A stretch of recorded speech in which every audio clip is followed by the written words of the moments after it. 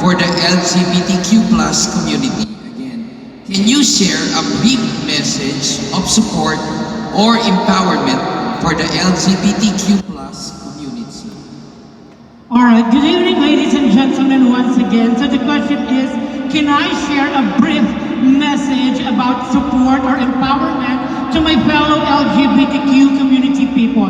I believe, ladies and gentlemen, the reason why I am here today, despite that I was crowned as first ever Miss QA, is that because I want to bring back the confidence of each and every individual who is a victim of bullying. Yes, I am a victim of bullying. That's why I am encouraging each and every one of you to stop bullying and start bringing back the confidence of each and individual that we have right now. We have the beautiful judges here.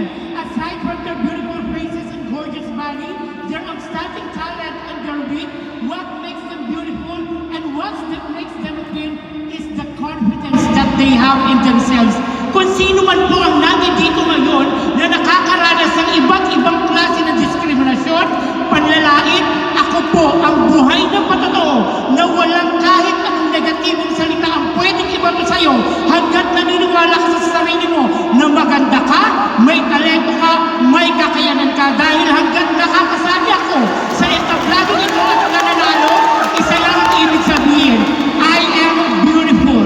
Because beauty is always subjective. And to make the message very quick, let me just remind candidate number 10.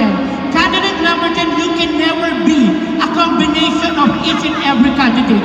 You have to set your own mark and make your own history using your own name so that you will be stand out among the candidates. Thank you. Oh my God! Thank you so much, candidate number 13.